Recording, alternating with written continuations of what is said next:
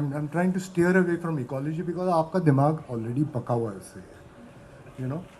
So I'm saying that the ecological damage is there. It's the monoculture. You know, that's not how nature works. But the most profound other effect that it had was it created a sense of the boundary. So can you guys show me any boundary in reality? So, for example, my body. So my boundary is my body. This is my boundary. So I would say you can see it. You know, my hands. This is the boundary edge. So that's a good way to put it. So, present October 2007. She had to talk to him in that park that had been her Saturday morning routine. She had come to terms with the late morning joggers, the urchins, the birds and the stray dogs, but not him. For some inexplicable reason, he stood apart. Her mind could not fathom why. Maybe it was the way he clutched that briefcase of his, and he would open it and look into it but never take anything out. The rest of the time he spent sitting still, occasionally giving a quick look over his shoulder, then easing back into stillness, waiting. Now she counted up the grains carefully at the pigeons flocked near her, waiting to be fed. Each one got an equal share. She watched them peck hungrily and nibbled at his sandwich.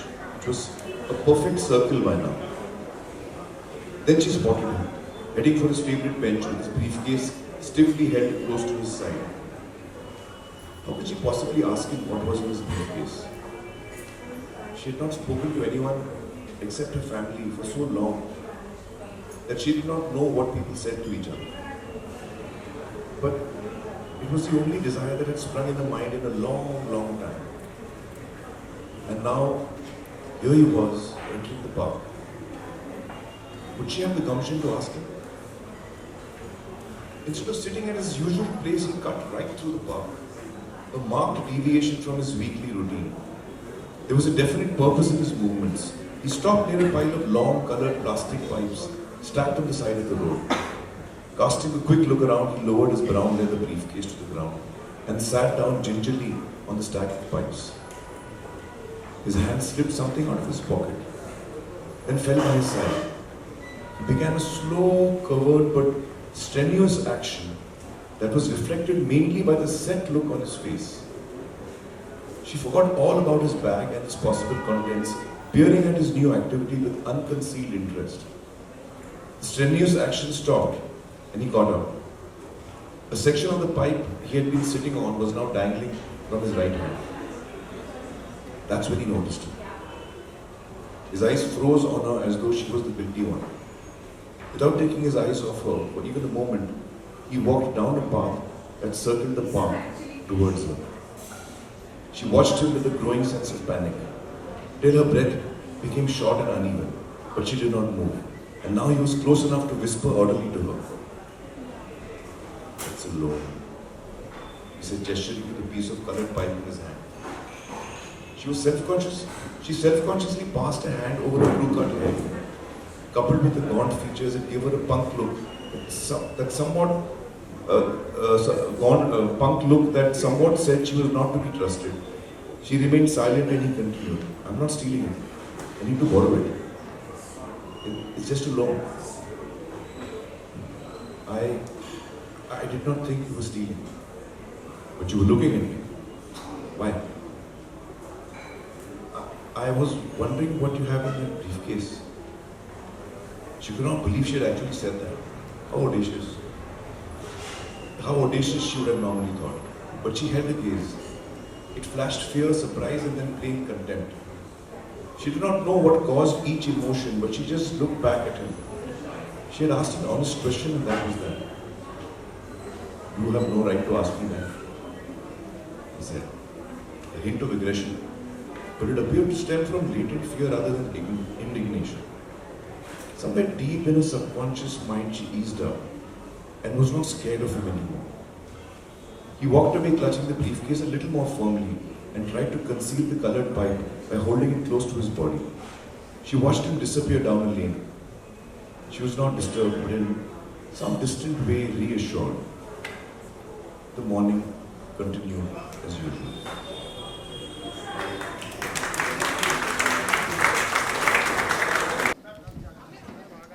Aamir जी, अरे इधर से चल।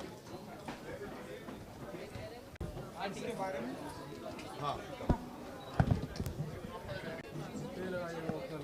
बस book के बारे में हाँ हाँ हाँ, थोड़ा मैं उधर आऊँ, पीछे पीछे चलो।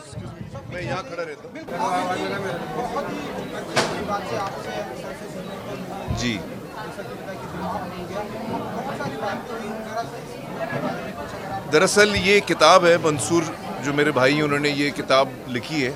करीबन 20 साल पहले उन्होंने ये कहानी लिखना शुरू की थी। तो ये जो अक्सर लोग पूछते हैं कि मंसूर खान साहब फिल्म मेकर थे, वो कहाँ गायब हो गए, इतनी देर वो क्या कर रहे थे, तो वो ये कर रहे थे, ये किताब लिख रहे थे। और ये कहानी एक ऐसी कहानी जो उनके दिल के बहुत करीब है। उनके जो सोच विचार है, जो उनकी फ़िलॉसफी है, वो इस किताब में है। और फिक्शन है। तो ये फिक्शन कहानी है, कैरेक्टर्स भी इंटायरली फिक्शन है, लेकिन इस फिक्शन के ज़रिए वो अपने फीलिंग्स और थॉट्स और फिलॉसफी फिक्शन के ज़रिए बता रहे हैं। तो अगर एक लाइन में मैं बोलूँ तो उनका ये जो टाइटल है ना, वन, ये सेम एज अद्वैता। हाँ, हर चीज़ एक है, हम आप, हर चीज़ कनेक्टेड है, कोई भी चीज़ अलग नहीं है। उस थॉट पे, उस फिलॉसफी पे उन्होंने एक फिक्शन किताब लिखी है। तो बहुत ही अच्छी किताब है, मैं आप सबको रिकमेंड करूँगा कि आप पढ़ें। मैं तो चाहूँगा इस पे फिल्म बनाना। हाँ, बहुत अच्छी कहानी है। मैं मंसूर को मैंने कहा है कि मैं उनके साथ बैठ के इस पे स्क्रीन प्ले बनाना चाहूँगा इसका। होपफुली इसकी फिल्म बन सकेगी एक दिन। अरे बहुत अच्छा रोल है, अभय का रोल है इसमें, अभय का कैरेक्टर का नाम अभय है, बहुत अच्छा रोल है, मैं ज़रूर करना चाहूँगा। सर आपके फैन सर क्या कुछ कर रहे हैं इन दिनों, किस अंदाज में आने वाले हैं, कुछ आपके नहीं, मैं इस वक्त मैं अपनी फैमिली लाइफ बहुत एंजॉय कर रहा हूँ, बच्चों के साथ मैं वक्त बिता रहा हूँ और अम्मी के साथ घर पे, और अपने प्रोडक्शन हाउस पे मैं ध्यान दे रहा हूँ, फिल्में प्रोड्यूस कर रहा हूँ। मैं पहले बहुत कम फिल्में प्रोड्यूस करता था, लेकिन अभी हम लोग AKP में काफ़ी फिल्में प्रोड्यूस करने की सोच रहे हैं। मैं चाहता हूँ कि मैं एज अ प्रोडक्शन हाउस में एक प्लेटफॉर्म बन सकूँ यंग लोगों के लिए, उनका काम सामने रखने के लिए एक ज़रिया बन सकूँ। तो उस सोच से मैंने थोड़ा वक्त दिया है अपने प्रोडक्शन हाउस को, ताकि मैं सिस्टम्स क्रिएट करूँ प्रोडक्शन हाउस में, ताकि फिर जो सब्जेक्ट मुझे अच्छा लगे वो जल्दी से जल्दी बन सके और हम एक साथ एक नहीं बल्कि कई 2-3 फिल्में बना सकें। उस सब का मैं प्लानिंग कर रहा हूँ, ताकि एक प्लेटफॉर्म मिले लोगों को, यंगस्टर्स को अपनी कला दिखाने का। प्रोड्यूसर सबसे पहले कौन सी क्या कुछ आने वाला है, क्या अनाउंसमेंट?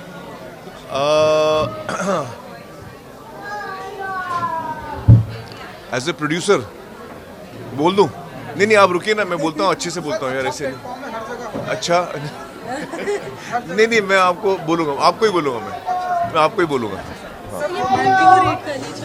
नहीं, जो मैं प्रोड्यूस कर रहा हूँ, मैं अलग अलग जॉनर की फिल्में प्रोड्यूस कर रहा हूँ। उसमें एक, आप करेक्ट बोल रहे हैं, उसमें से एक है लव स्टोरी और एक है ह्यूमर ड्रामा, जैसे राजू जी बनाते हैं, ड्रामा और ह्यूमर साथ में होता है, एक वैसी कहानी है। और 2-3 कहानियाँ हैं। बहुत जल्द मैं अनाउंसमेंट बहुत जल्द करूँगा। हाँ, thank you so much. Thank you.